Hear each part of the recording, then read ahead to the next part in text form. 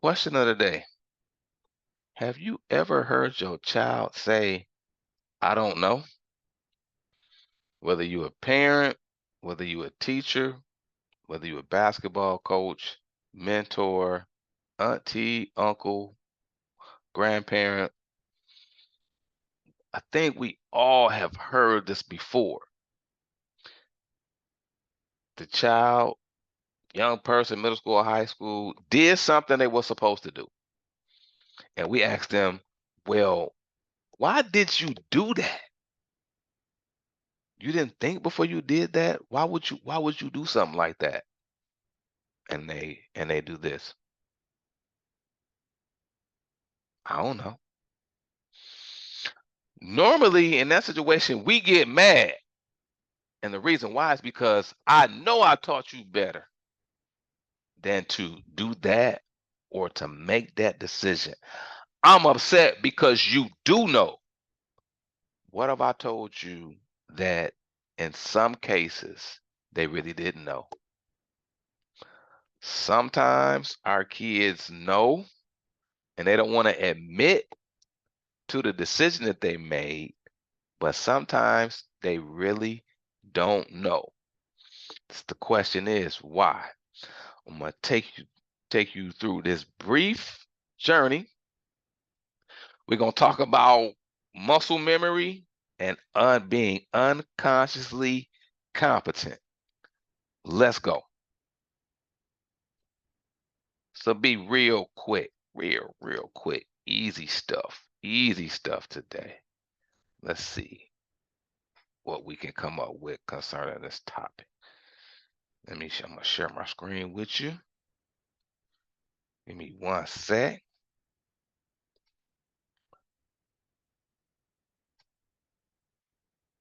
I gotta go a little deep with it. It's not one of them situations where I can do a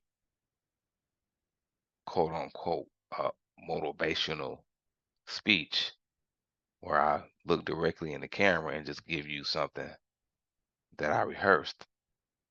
I'm gonna give you something that's gonna be sustainable and give you some substance with it.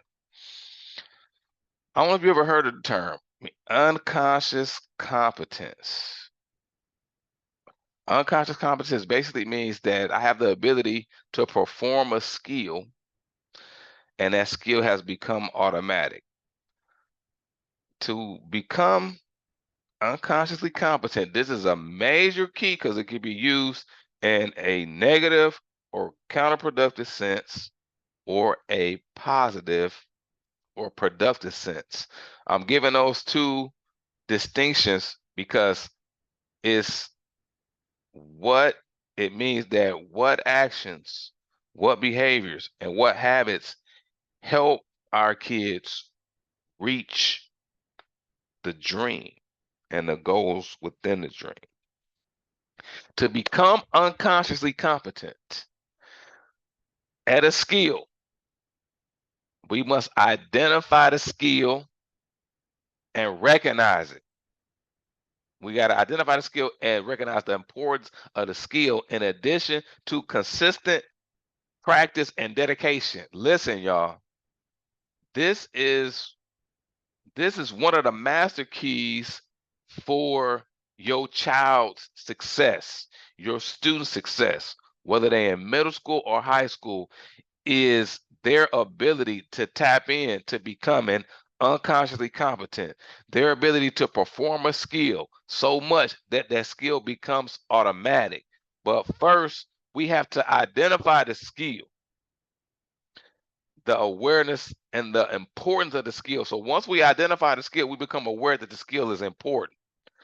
Once we realize that the skill is important, now we can continue to commit to consistent practice of the skill.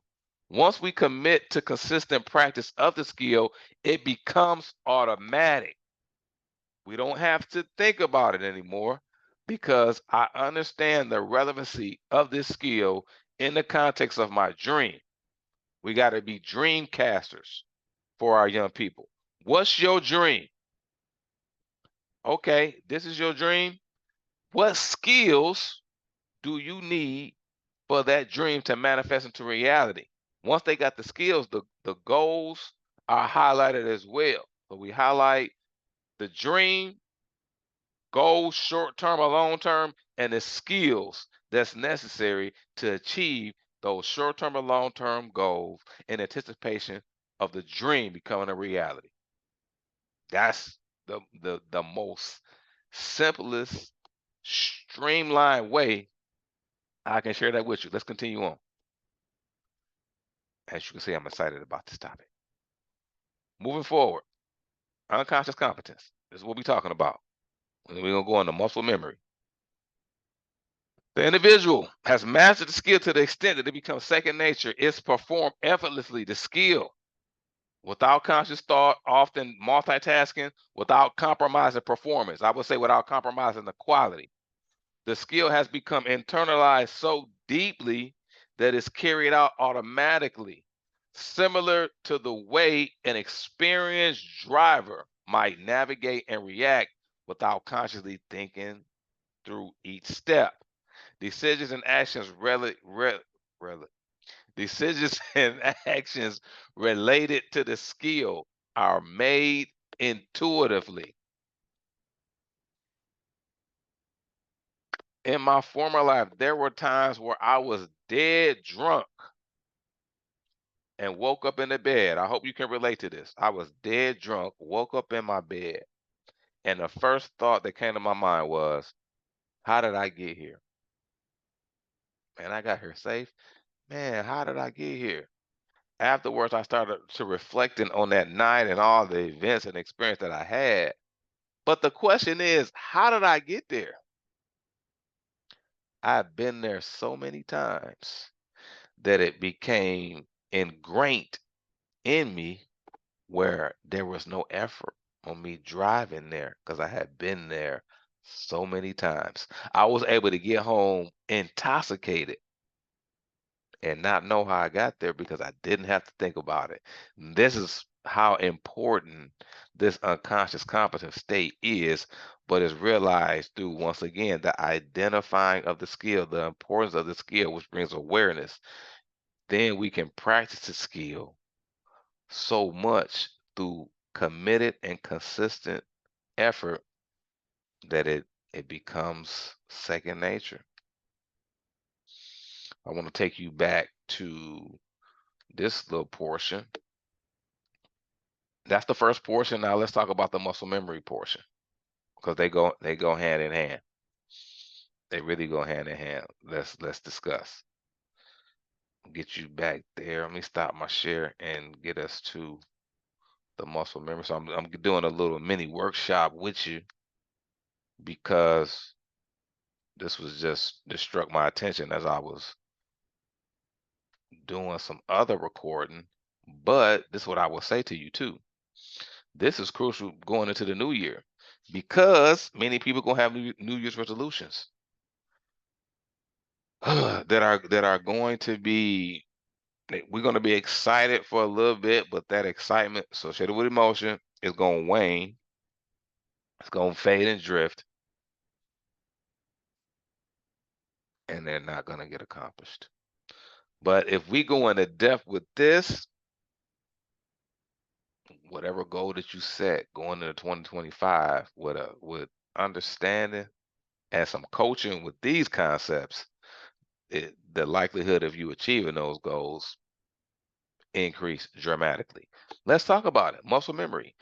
Through repeated practice, that's again, these behaviors become second nature, making it easier for students to focus on learning and participate actively in class without needing to consciously think about their actions. This explanation is in the context of a classroom setting. Now let's go back one. We're going to go back one. Let's see. I want to see if I need to go back to another one. It could be the case. Let's see. Yeah, you do. We play the way we practice.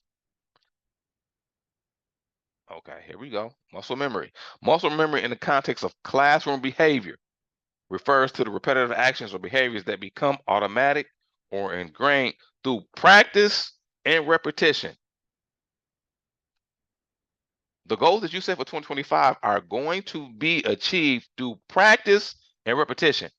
But first, let's go back. We got to identify the skill and the importance of the skill. Once those two processes or sequential steps are experienced, now commitment, practice, repetition, practice, repetition, practice, practice. We're going to keep saying that. Practice, practice. Sound like my boy AI. Practice. Well, guess what, y'all? Practice is important in context of classroom behavior and in context of life. In context of career development, no matter what it is, practice repetitively. Muscle memory. For example, students may develop muscle memory for behavior such as raising their hand to answer a question, staying engaged during lectures, or following classroom routines. Muscle memory again, through repeated practice, these behaviors become second nature, making it easier for students, again, to focus on learning and practice actively in class without needing to think consciously about their decisions